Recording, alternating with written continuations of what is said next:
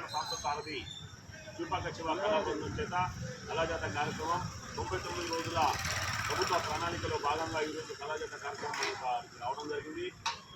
ఈ యొక్క కళాజాత కార్యక్రమాన్ని ఉద్దేశించి ఒక చక్కటి పాట మన కోసం మనందరి కోసం Thank